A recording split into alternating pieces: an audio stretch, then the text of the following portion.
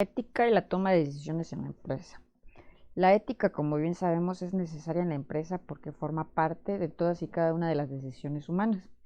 Las personas que participan en una empresa, pues obviamente buscan y buscamos resultados distintos y actuamos por motivaciones variadas. Por tanto, los directivos deben de tener en cuenta varias dimensiones de las acciones que incluyen los beneficios materiales, pero también variables psicológicas, sociales y éticas. La empresa viene a ser una condición de equilibrio entre la empresa que mira no ya solo la rentabilidad a corto plazo, sino sobre todo a su consistencia, es decir, a su capacidad de generar beneficios también a largo plazo para las personas, porque mejora la capacidad de estas para la toma de decisiones. Bueno, ¿tiene objeto la ética en la toma de decisiones en la empresa? Sí, puesto que la ética en sí no es un tema consolidado y aunque pareciera que la ética, bueno, aunque la ética ha sido estudiada de toda la vida, en realidad es un tema relativamente nuevo para las ciencias de la gestión administrativa, pues solo hasta finales de los años 70 y primeros de los 80 se consolidó como especialidad, siendo en 1981 que se creó el Business and Professional Ethics Journals. En 1982 y en 1991 se crearon otras instituciones, revistas científicas reconocidas por su aporte al campo. En los Estados Unidos, los estudios difundidos en un primer momento se ocupaban en mayor medida de la perspectiva legal. En Europa se asumía una tendencia hacia la confianza y hacia la autorregulación de las organizaciones, lo que desencadenó en 1987 que se creara una institución dedicada a la ética, el EVEN, así se llama la institución por sus siglas, Red Académica que hasta la fecha conserva este enfoque. Bueno, entonces como nos hemos dado cuenta, realmente no se ha consolidado esto y de alguna manera no será tan factible llegar a una consolidación porque lo mismo que la ética personal es un reto y que cada generación debe asumir y obviamente tiene nuevas vertientes. En segunda, porque los que se dedican a esto solo tienen de alguna manera teorías, de hecho acabamos de ver lo que fue el tema de modelos éticos y nos hemos dado cuenta de que sí se ha estudiado, sin embargo no hay una como tal que lleve al equilibrio. Por ejemplo, de las más nuevas entre la comunicativa, es buena, sí, la integrada también es bastante buena. Sin embargo, es muy difícil que lleguemos a una universalidad, a un entendimiento común. Creo que en este momento estamos en una dinámica en lucha entre la contingencia, las empresas, entre, por ejemplo, que si es o no es un virus creado en laboratorio. O sea, creo que eso conlleva a muchas situaciones. Entonces es muy complicado llegar realmente a algo. Y, por ejemplo, los que ofrecen consultoría en esto ofrecen una variedad de teorías y recomendaciones, pero pues discrepan. Si son incompatibles, lo que dice muy poco realmente de la sensatez de las propuestas. Sabemos que el problema de la ética es que al verse desde diferentes perspectivas, alguien cumplirá la parte ética y alguien no la cumplirá. Es realmente complicado. Y la tercera, los argumentos que se le da para convencer a los empresarios no son convincentes, puesto que, por ejemplo, si él nos preguntara, ¿aumentarán mis beneficios? Y la respuesta es realmente como tal, pues no lo sabemos, aunque es probable que pues sí, ¿no? Pero será como a largo plazo porque tomémoslo como la ética como una parte de responsabilidad social. Sin embargo, entonces eso nos lleva a que de repente algún empresario pueda decir, entonces, ¿por qué debo ser ético si de alguna manera no me afirmas que mis beneficios se aumentarán?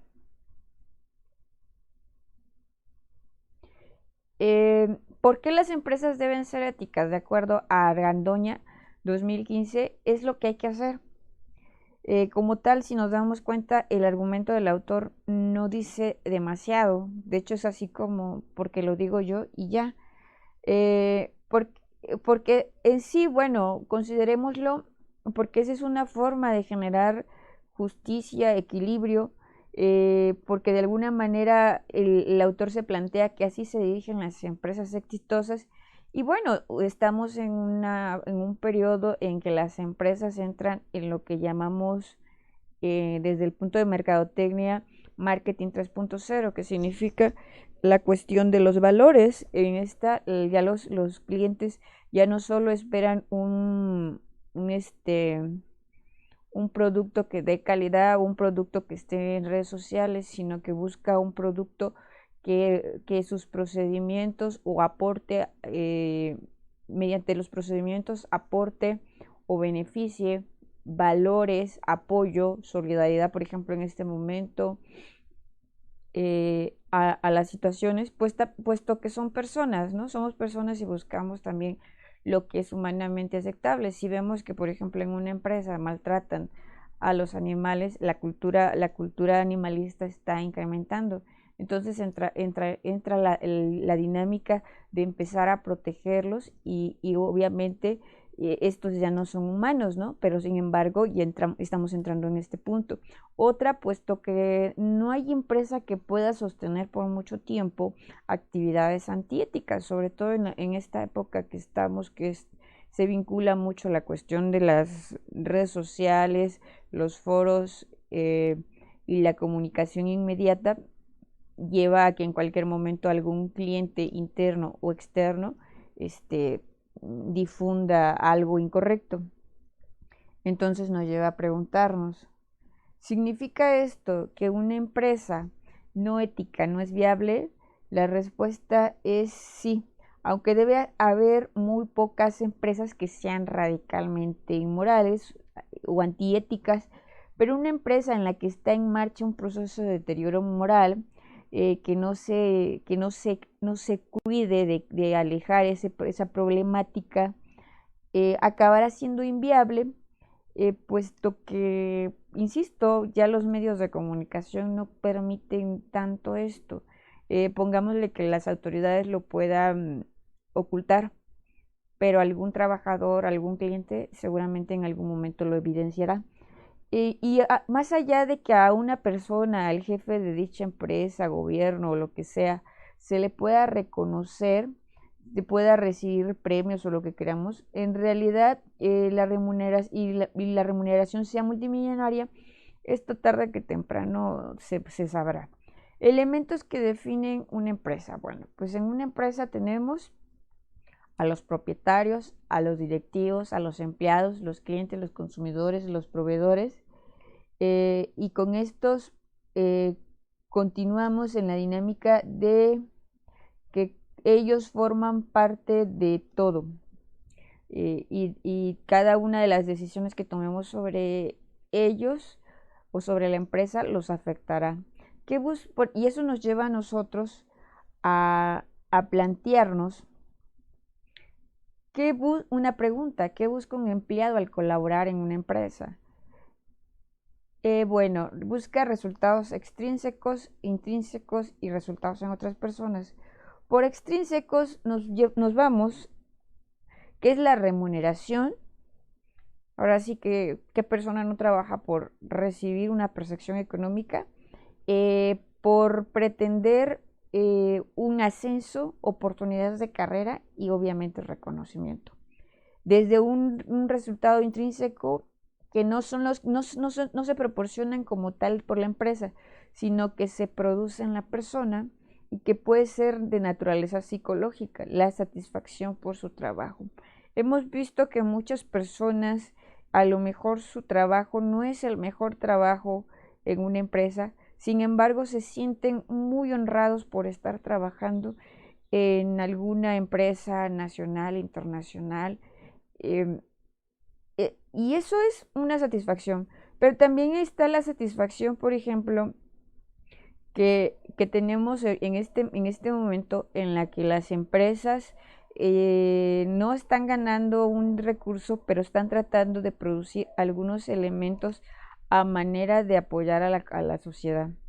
Los médicos, las enfermeras, más allá de las problemáticas que ahorita representa estar en el hospital, eh, tienen la satisfacción que a lo mejor entren 20 personas infectadas y de esas 20 salgan por lo menos 5 o 10. No lograron el 100%, pero por lo menos no murieron las 20 por completo. O aprendizaje, o también buscan lo que son aprendizajes operativos como son los conocimientos y las capacidades. Hay personas que, por ejemplo, trabajan en cadenas hoteleras y estas cadenas hoteleras tienen diferentes mercados metas, pero en todas las cadenas de hotel lo que hacen es darle capacitación a sus empleados de tal manera que se pueden transferir los empleados de una a otro espacio. Entonces, eso es un valor de conocimiento de capacidades que muchas personas toman en cuenta más allá del sueldo. También se buscan resultados en otras personas, como satisfacción en los clientes, que bueno, es lo que les comento, ayudar a otros empleados, a la colaboración en la buena marcha de la comunidad, que darán lugar a otros aprendizajes intrínsecos que podemos llamar evaluativos porque versan sobre cómo tener en cuenta a las personas. Por ejemplo, se dice que las personas de sistemas, los informáticos, los ingenieros en sistemas, son personas muy calladas, que como que no son muy sociables. Sin embargo, ellos sienten, aunque no lo expresan, pero casi puedo asegurarlo, una satisfacción en atender y saber que de la colaboración de ellos es posible que los equipos de cómputo de una institución puedan trabajar de manera correcta. Y cuando de repente a los que no somos de esa área tenemos un conflicto y no sabemos qué hacer, ellos con un par de clics seguramente pueden solucionarlo. Y con eso se genera una satisfacción. El empleado pues también se cuestiona. El empleador, perdón. El empleador se cuestiona, ¿es adecuada perdón?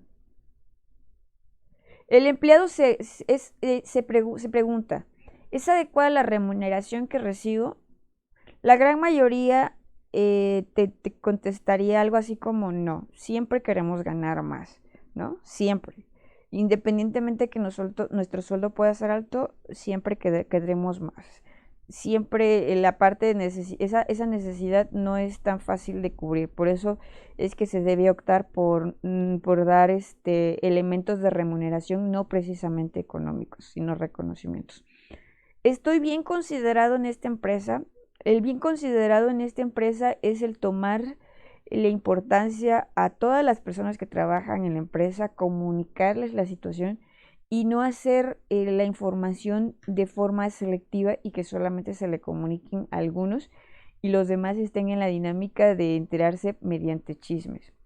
Entonces, o en su defecto también, el estoy considerado en esta empresa es a lo mejor y no dicen muchas cosas cuando me ven. Entonces significa que posiblemente para la escuela usted es un chismoso, ¿no? ¿Es agradable mi trabajo? Bueno, la parte de agradable es ahora sí que ahorita que estamos en contingencia, va desde el punto de a lo mejor tener amistades, de que el tiempo que llegues, no tengas problemas, no te generes sobresaltos, a lo mejor que la posibilidad de que llegues y te puedas sentar por ahí y te puedas tomar un café sin ningún contratiempo, llamada de atención, alguna situación. Son de las cosas que se extrañan, a lo mejor encontrarse con compañeros de trabajo, compañeros de la escuela, comentar algunas situaciones, reírnos y continuar el trabajo. ¿Puedo desarrollar mis capacidades? De repente nos encontramos en esa dinámica y depende mucho de la necesidad, de la personalidad, de la generación en que se encuentra el trabajador, que si se cuestiona esto, y dicen por ahí que los millennials hacen esto, esta generación no es muy tolerante a este tipo de cuestiones. Entonces, ¿qué sucede? Si el trabajo en el que están sienten que no les permite desarrollar lo que saben, sencillamente se retiran puesto que consideran que es un espacio en el que no van a aprender. Entonces son de las cosas que nos llegan. El directivo también se cuestiona, ¿es adecuada la aportación del empleado a la creación de valor? Bueno, ¿cómo generamos valor? Bueno, generamos valor desde el momento en que el empleado proporciona información al cliente, le es capaz de sonreír, es capaz de resolverle un problema, de atenderlo en el último momento, quedarse un par de minutos más ahí atendiendo al cliente antes de cerrar. Eh, Eso es crear valor, más allá del valor que pueda tener el producto que pueda entregarse, son esas partes, esos cuidados que se tiene para con el cliente que son muy valorados. Entonces, a lo mejor hay que observar esos detalles. Hay trabajadores que no aportan porque, insisto, a lo mejor trabajan nada más por trabajar. Está adquiriendo conocimiento y habilidades que potencien las competencias distintivas de la empresa. En alguna ocasión yo estaba en la parte de redes sociales, como muy bien saben, a eso me dedico normalmente, y y yo llevaba una cuenta de juguetería. Y en juguetería sucedía una cosa. Me dejaban mensajes en las páginas notificándome que habían sido atendidos de mala forma, que los habían corrido y bueno. Entonces, digo, mi ética me llevaba a lo mejor a querer proteger a la persona y decir, pobre chava, pero yo no tenía nada que solucionar ahí y bueno, no por quemar a la persona, sencillamente porque era mi trabajo, notificaba la situación, entonces, ¿qué se procuraba hacer? Solucionar el problema, entregándole al cliente un regalo y eso era una cortesía para cine. Eh, entonces yo le comentaba, bueno, eso era una de las particularidades.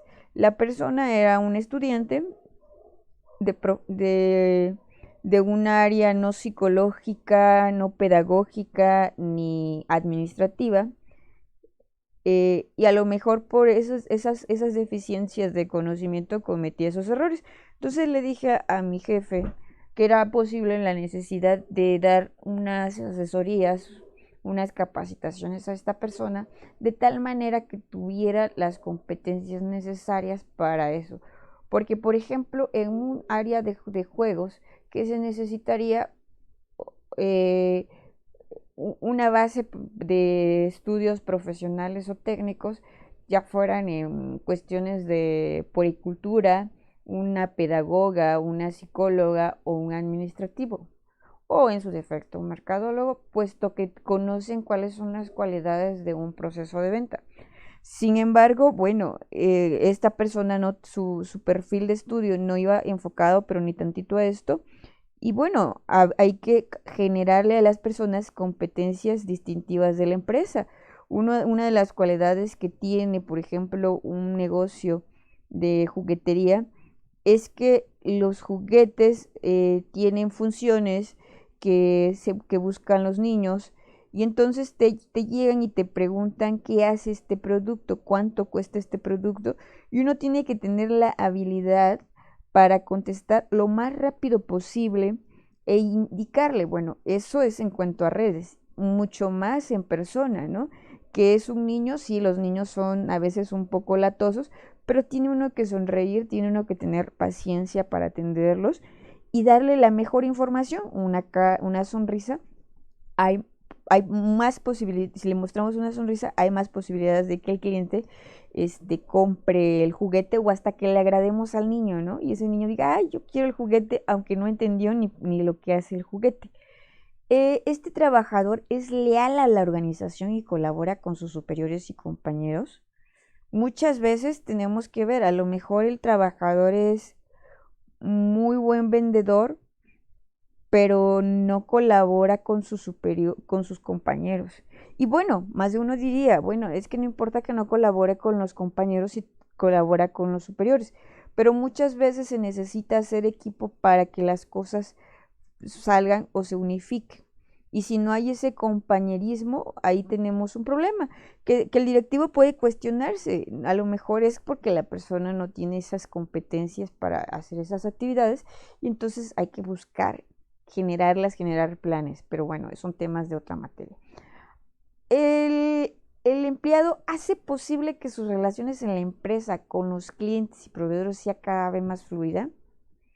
Hace poco tiempo regresaba yo a la juguetería a observar y lamentablemente entramos, eh, mm, esta persona no sabía de alguna manera que yo trabajé ahí y pude observar que la situación era la misma. Cuando un cliente entra a AutoZone, es saludado por todos. Entonces es como que el cliente a lo mejor se siente un poco incómodo porque dices tú, ay, ¿qué tal si yo me quería esconder de alguien y aquí ya me saludaron de manera muy, muy pública? Pero bueno, llegas y te saludan, ¿no? Y todos así como de buenas tardes, adelante, pase, bienvenido. Y dices así como que, ok. Eh, entonces imagínense en una juguetería que necesitamos. Bueno, como administradores lo sabemos, necesitamos aplicar cuestiones de marketing experiencial, que significa un fondo de música infantil, el típico olor de juguete nuevo que es encantador. Y bueno, pues qué mejor que a lo mejor el vendedor de juguetes esté vestido como un juguete, ¿sí? O a lo mejor no tan vestido como un juguete, pero pudiera ser que se pusiera, digo, para estar en sucursal, un sombrero o una gorra con ínfulas infantiles y obviamente una sonrisa. Obviamente no siempre es posible tener una sonrisa, pero por Dios, a un niño lo conquistas con una sonrisa, ¿no? Entonces, eh, en esa ocasión era un cliente y entra entró un cliente en esos años y yo vi obviamente que nadie le hizo caso. Bueno, al cliente hay que dejarlo entrar, sí, que observe un determinado tiempo y también acercarse con la más grande de las amabilidades y ofrecerle nuestro apoyo si es necesario o que pregunte lo necesario para que le podamos aportar información. Entonces, son de las cuestiones que entran en dinámica. Posteriormente, ¿cuál es la motivación dominante? En realidad no hay ninguna que domine y tampoco no hay ninguna excluyente. Pueden darse todas al mismo tiempo, aunque puede ser que una sea más dominante que la otra y la importancia puede cambiar conforme vaya aprendiendo ese gerente, ese dueño de empresa. Los resultados y motivaciones se deben evaluar desde 3 puntos, que son que implican decisiones que se deben evaluar desde la eficacia. Para el empleado, la relación laboral es eficaz si este trabajo le proporciona resultados extrínsecos deseados, por ejemplo, una remuneración que no sea menor de la que podría obtener en otro lugar, que le dé un bono, eh, mientras que desde el punto de vista del empresario la eficacia consistiría en la creación de valor económico en cuantía suficiente para atender pues obviamente que la remuneración del empleado y contribuir a la creación de valor para los demás. Entonces, en este punto, por ejemplo, retomando el caso de la juguetería, creo que en el pasado existían en tienda 2 empleados. No, existían 3 empleados en realidad. Eh, y en esta ocasión que asisto, solamente había uno. ¿Qué sucedió ahí? Desde el punto de la eficacia para el empresario, no hubo una creación de valor económico de la persona. Cuando yo le comento la situación de las quejas, con evidencia, por supuesto, puesto que al estar en redes sociales quedan las evidencias, yo le comentaba al jefe que habría la posibilidad de pensar en cambiarla de establecimiento, puesto que no nada más era juguetería. Bueno, había una juguetería y tenía otros negocios de la persona. Entonces me dijo, es que no la quiero despedir. Le digo, no la despida. Simplemente hay que considerar que no tiene el ánimo como para atender niños y la paciencia como para vender juguetes, puesto que necesita que entremos en dinámica o se le capacita. Entonces, si nos damos cuenta, los 3 empleados que estaban en sucursal no dieron un valor económico en cuantía suficiente para poder pagar esos sueldos. Bueno, los resultados motivacionales deben ser atractivos. Para el empleado, un trabajo satisfactorio, una socialización agradable y la adquisición de conocimientos y capacidades que le permitan mejorar sus posibilidades profesionales en el futuro.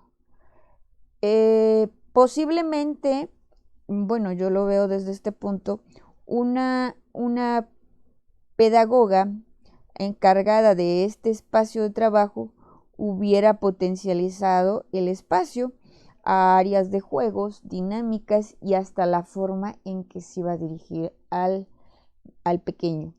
Y parecido sería el criterio de la dirección de la empresa evaluando esta dimensión, puesto que, por ejemplo, en algún momento mencionaban que existía una pedagoga y esa pedagoga iba a hacer algunas cuestiones para implementar talleres, ¿no? Y bueno, lamentablemente todo eso se quedó en papel a mi parecer.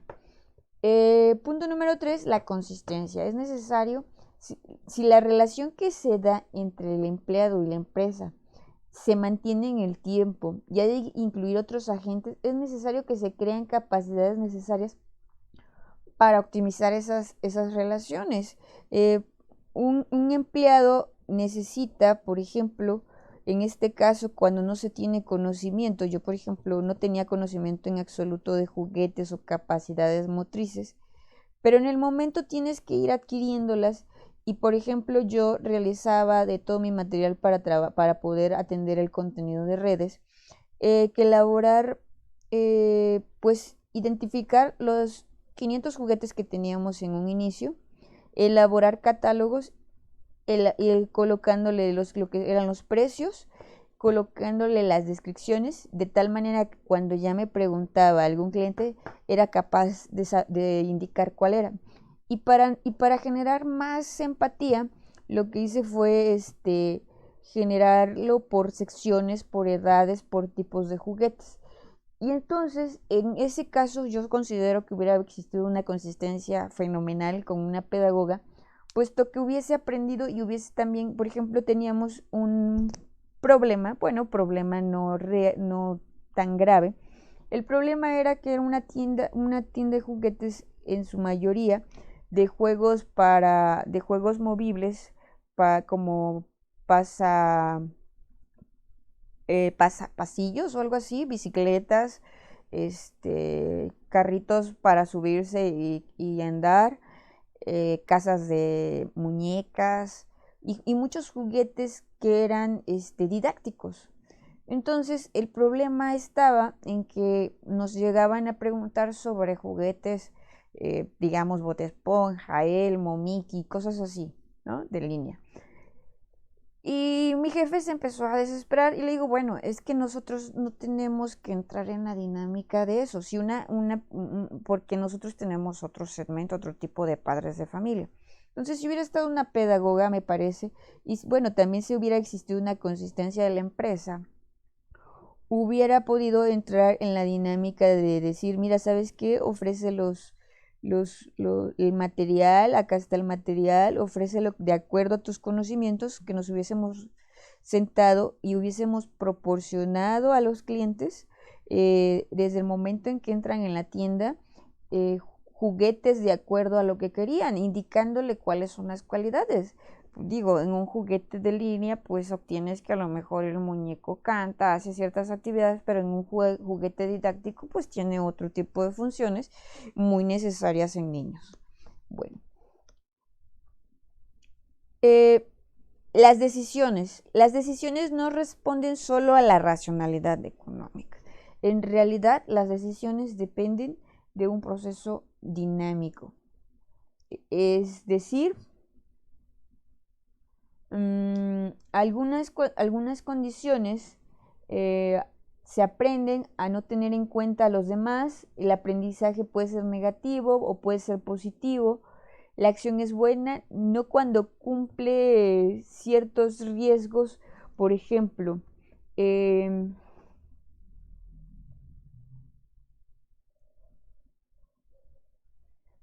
como tal, por ejemplo, insisto, lo que mencionaba al principio, las decisiones se toman muchas veces dependiendo de los aprendizajes evaluativos de los agentes. Por ejemplo, la decisión de bonificar o de remunerar a los trabajadores porque sean más productivos, eh, es correcto, es bueno, es ideal. Sin embargo, ¿qué termina sucediendo? La remuneración llega a un momento en que esas necesidades que se tenían antes de la remuneración vuelven a crecer. Por alguna razón empezamos a gastar más dinero y deseamos que nos vuelvan a hacer un aumento de sueldo. Y no siempre será posible. O también puede ser entrar en la dinámica de que el trabajador se ponga a trabajar más con tal de recibir más bonificaciones y pues obviamente no es viable. Mm, la racionalidad económica no tiene nada que decir sobre la elección de fines y este es un proceso dinámico que depende de los aprendizajes evaluativos que se tienen cada vez que se toma una decisión y las personas vamos desarrollando positiva o negativamente nuestra capacidad para tomar nuevas decisiones en el futuro. De modo que el carácter ético de una decisión depende del desarrollo de la capacidad moral que tengamos, es decir, de la capacidad para conocer en cada ocasión qué es lo bueno y qué es lo malo, y de la capacidad para hacerlo venciendo las resistencias primeramente internas de la persona. Pongámosle el ejemplo que hemos manifestado. Por ejemplo, la situación de Starbucks México.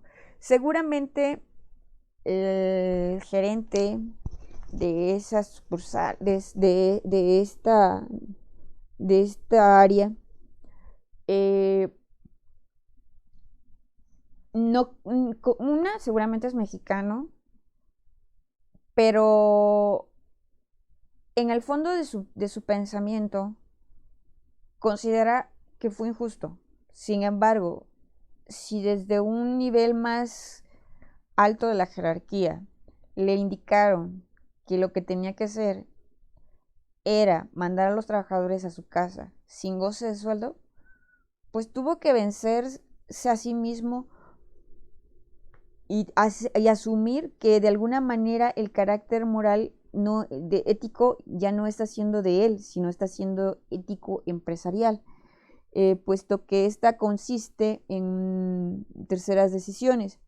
Actuar con la ética permite a la persona desarrollar la capacidad para percibir la realidad, toda la realidad que afecta, no solo la pequeña parte de la realidad que en su momento dado somos capaces de observar y que nos atrae, porque las consecuencias de las acciones que llevamos a cabo tienen sobre nosotros mismos y sobre los demás formas de influir en esa realidad, más aún son la parte más profunda de esa realidad. Aun siendo muy importante las consecuencias de las acciones sobre otras personas, lo más importante para la ética es lo que va a ocurrir dentro de esa decisión. Como decía Sócrates, lo más importante para el que practica la injusticia no es el daño al otro, sino que él se hace injusto. La acción misma es ya relevante, incluso antes de que se produzca cualquier resultado externo. Actuar o no actuar es ya un resultado, ya es una decisión, porque las consecuencias tienen lugar en el propio agente y no dependen de los resultados de afuera.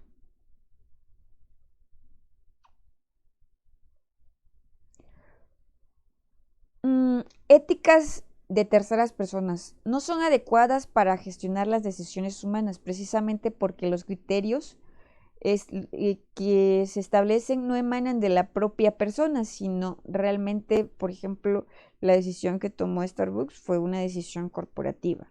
Entonces aquí es complejo. La ética en las empresas no cumple condiciones en general para ser correcta, pues insisto en lo que analizábamos. De repente lo justo no es tan equilibrado. La decisión depende de alternativas factibles. ¿Puedo hacer esto o no puedo hacerlo? No si está por debajo de los mínimos éticos, dependerá de la existencia de alternativas mejores. La ética, como la libertad de expresión, como la equidad, son, son, son factores que se han venido trabajando en los últimos años y conforme ha pasado se ha ido evolucionando para mejoras. Algunos dicen que esas mejoras han sido mínimas, pero esas pequeñas mejoras ya son algo. Em, la ética no se identifica solo con acciones que miran los efectos de las acciones en los demás.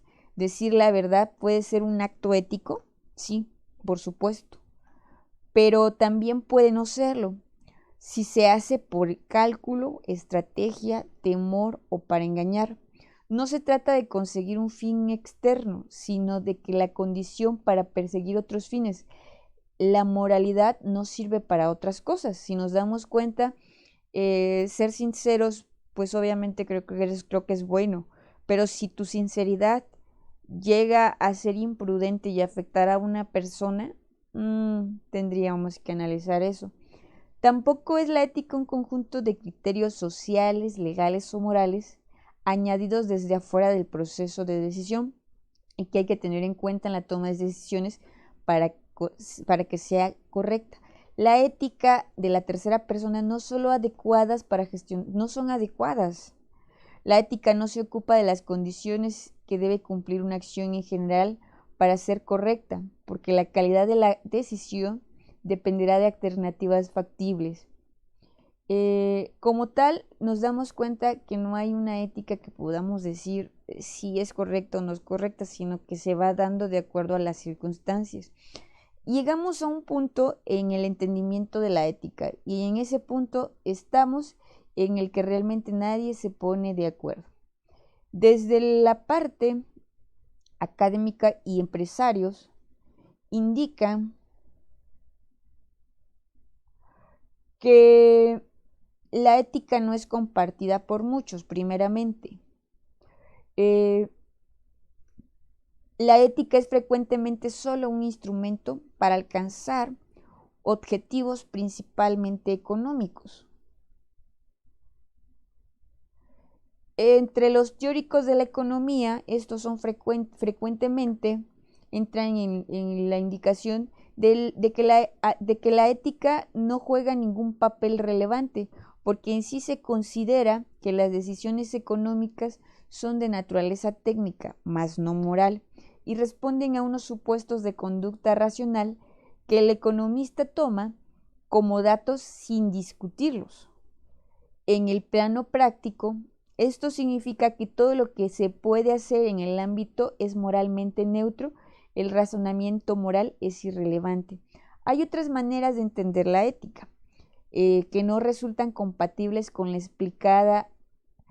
Por ejemplo, lo que moralmente es correcto viene determinado solo por las consecuencias de la acción, que es lo que vimos con la parte de utilitarismo, en la cual las personas tratan de ser útiles, pero de repente la utilidad puede ser un peligro. Se negará la relevancia de los aprendizajes morales, asimismo la calidad moral de la gente no es significativo. Una acción será justa por sus resultados, independientemente de que la persona que la lleve a cabo ha adquirido la virtud de la justicia y que la haya adquirido o no será irrelevante a la hora de tomar futuras decisiones justas. En este punto, últimamente se busca la equidad, la justicia.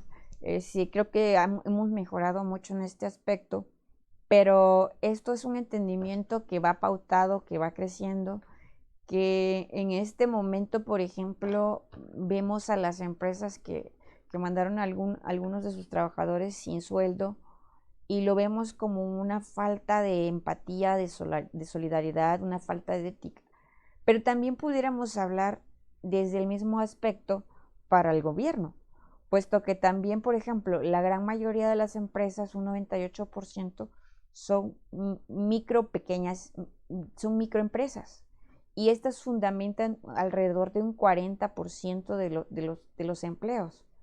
Entonces, si a fuerzas estás diciendo el gobierno que estas paguen sus impuestos, entonces pagan sus impuestos, pero no pueden proporcionarle dinero a sus trabajadores como para que sobrevivan a estos 40 días de estancia en casa.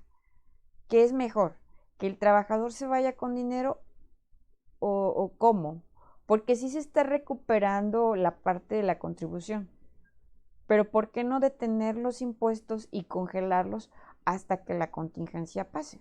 Entonces pudiéramos hablar tanto de empresas faltas de ética porque no le dieron sueldo a las empresas, a los trabajadores, pero también estaríamos hablando de una falta de ética por parte del gobierno.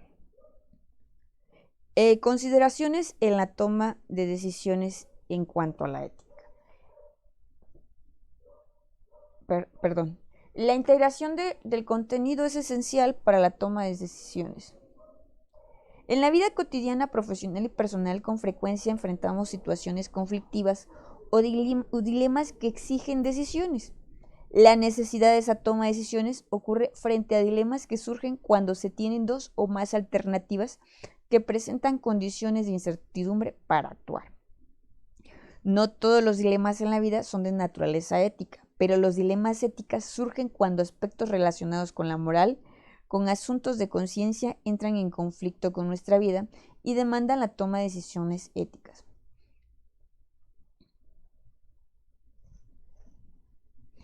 Estas son, un marco de toma de decisiones viene a relacionarse con la convicción,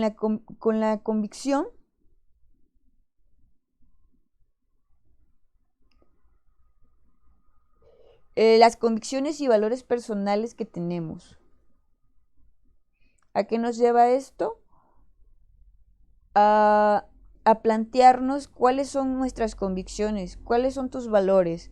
Y por ejemplo, me imagino cuáles son las convicciones, a lo mejor estoy equivocada, del gerente de estos establecimientos de Starbucks y cuáles son sus valores personales y podría asegurar que en este momento está en su casa sintiéndose mal.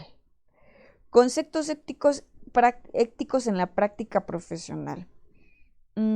Si desde el principio hemos estado en empresas con ese tipo de actitudes, pues a lo mejor y suena feo, ya se nos hizo práctico, en que por ejemplo muchas veces lamentablemente las empresas se argumentan desde el punto de conveniencia para ellos y no del trabajador.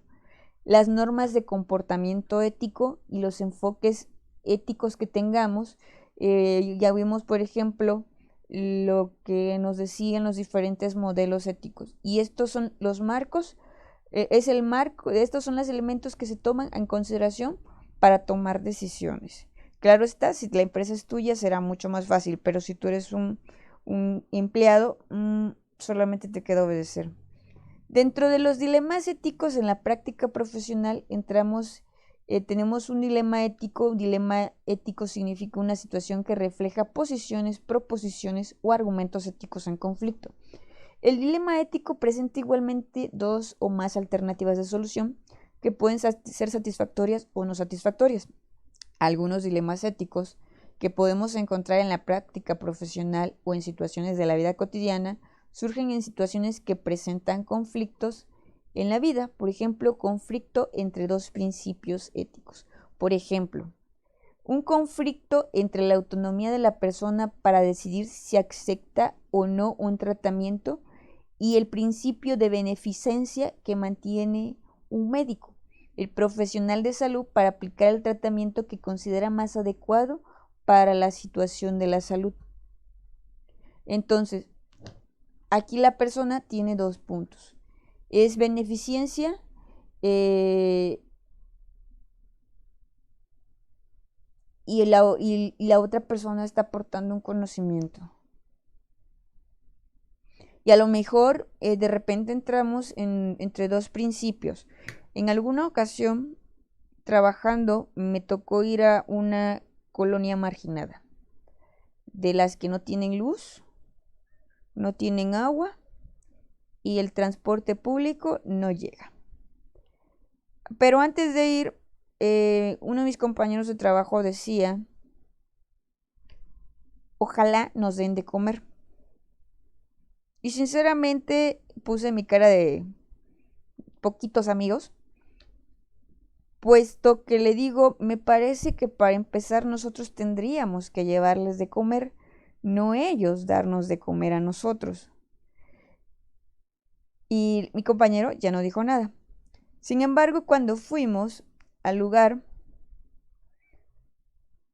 entras entre dos principios éticos, puesto que las personas fueron muy amables y nos ofrecieron de comer. Yo dije gracias. Entonces me insistieron y terminé comiendo, obviamente. Y entras en dos principios, porque el principio es no le voy a quitar a las personas que no tienen. Pero también podría entrar en el dilema de no tomar su amabilidad, puesto que también se pudieran sentir ofendidos, puesto que su principio ético es posiblemente para ellos que cuando comen ellos invitan a las personas que están a su alrededor. Conflicto entre dos posibles acciones, en las cuales hay algunas razones a favor y otras en contra de la acción. Por ejemplo, aplicar medidas restrictivas a una persona que está fuera de control de sí misma. Si no se utilizan, puede lesionarse. Si se utilizan, se violenta su libertad al movimiento. Entonces, si nos damos cuenta, acá tenemos dos puntos. Si no la controlamos, se puede puede lesionarse, pero si se le detiene, se violenta su libertad de movimiento. O sea, ¿complicado? Sí, sumamente complicado. Por ejemplo, en las empresas, un compañero trabaja en cuestiones de administración de riesgos en el trabajo. Y entonces manifestaba algunas situaciones como, bueno, si el trabajador no cumple con los criterios indicados, pues se le despide. Y suena cruel, suena así como que poca, pero también la manera de hacer conciencia de esta persona es mostrándonos las imágenes de lo terrible que significa no tomar la administración de riesgos en el trabajo como algo serio, en el cual, por ejemplo, trabajando en plantas como Pemex, hay accidentes, quemaduras, posiblemente se quiebre una pierna, se quiebre la cabeza o algún accidente que caiga de algún lugar. Entonces, desde ese punto, nos pone dos posibles acciones en las cuales algunas razones son a favor y otras en contra. Por ejemplo, en alguna ocasión yo fui a una mina, y en la mina, aun cuando yo no tenía actividades para, pues ahora sí que de minero, se exige que uno se ponga casco, botines y un chaleco fluorescente, ¿no? Como indicador. Entonces, si no te los pones, no puedes entrar. De hecho, para entrar, te piden que te laves las manos. Y dices, ¿es en serio? Bueno, ¿y qué pasa? Por ejemplo, posiblemente por lo que están adentro pudieran ocasionar algún problema de salud. No sé, realmente no conozco los criterios. En el caso de mi amigo, él manifestaba, hay dos razones. Sí, esta persona quiere trabajar y le voy a dar trabajo, pero no le voy a dar trabajo si la persona no cumple con los criterios de protección, que son ponerse el casco, ponerse las botas, ponerse los chalecos, puesto que si en su momento dado ocurre un accidente que termina sucediendo, más de uno vamos a decir es que la empresa no cumplió con los criterios de protección. Lo que ya no nos va a dar tiempo, a lo mejor si la persona fallece, es que la persona nos diga de propia voz, pues es que en realidad yo tuve la culpa porque no usé los implementos que me exigían para trabajar. Punto número 3, conflicto de evidencias. Las personas han expresado sus deseos de no querer recibir tratamientos desproporcionados o extraordinarios cuando estén enfermas. La familia, cuando el paciente no puede o está incapacitado para hacer valer sus deseos, pide que se le apliquen todas las medidas extraordinarias o desproporcionadas. En este caso, creo que ahorita estamos ante una contingencia en la que algunas personas indican o que esto no es verdad, ¿no? Hay, por ejemplo, algunos anuncios que dicen, si un fumador cae en un cuadro clínico de esta situación, que no se le atienda. Desde la perspectiva de que, bueno, es una persona que nunca ha cuidado sus pulmones y entonces, bueno, pues no importa, ¿no? Que las personas que no están cuidándose no se les atienda tampoco. Y entramos ahí en un dilema porque posiblemente ese fumador diga, sí, no hay ningún problema, pero su familia va a entrar en la dinámica de decir, no, es que tú atiéndelo, no importa si fuera fumador, pero es tu obligación atenderlo. El día de ayer eh, vi una nota en la que decía que algunos médicos y enfermeras, los pacientes bueno, los familiares de un paciente que falleció, los agredieron porque no les permitieron ver el cuerpo. Bueno, entonces aquí hay un conflicto, puesto que lo que se está buscando es que no se incremente el número de contagiados. Si ellos a lo mejor sí estuvieran cerca del paciente, pero a lo mejor no lo dejaron ver unos 3 días internado en el hospital, o no sé, algo más de tiempo, y se acercan a él, y bueno, obviamente se entienden los conflictos sentimentales que se ocasionan ante un duelo, pero lo abrazan, posiblemente adquieran el virus y se propague a muchas más personas, ¿no? A lo mejor lo toman como ya no importa y propaguen más esto, ¿no? Entonces entramos en esa dinámica.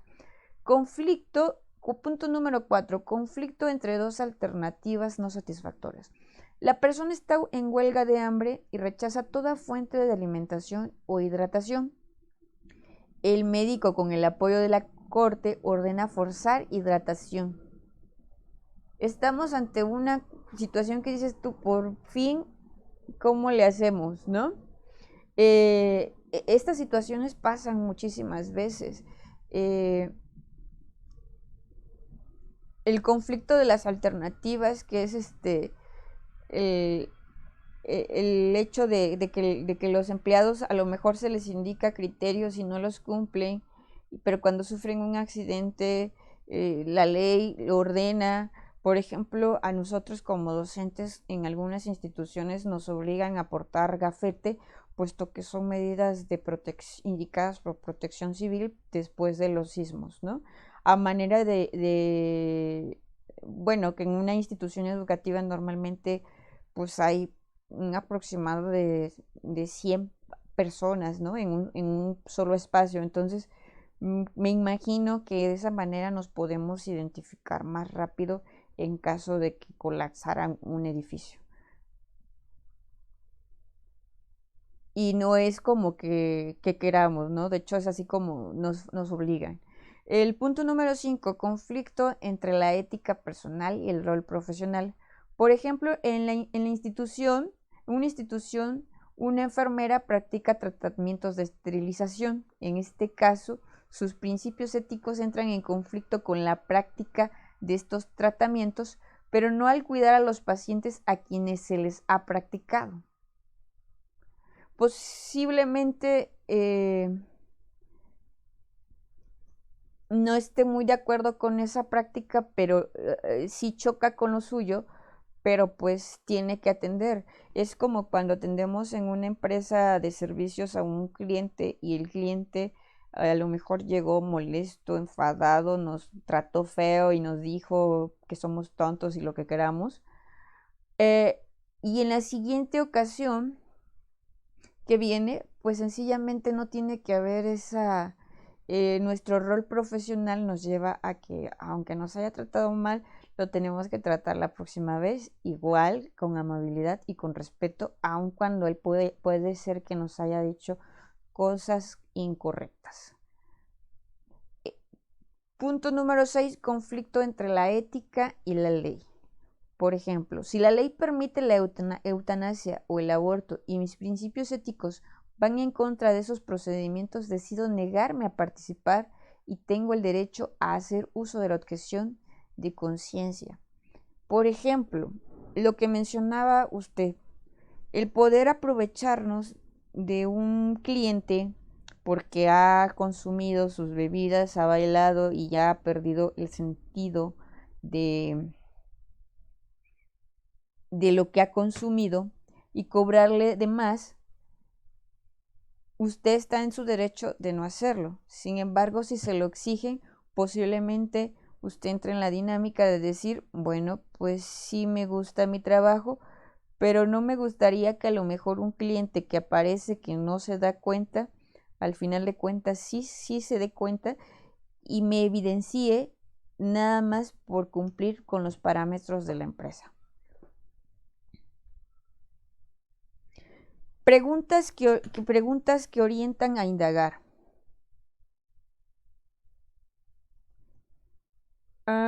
¿Qué información tenemos? ¿Qué información adicional necesitamos? ¿Qué información adicional necesitamos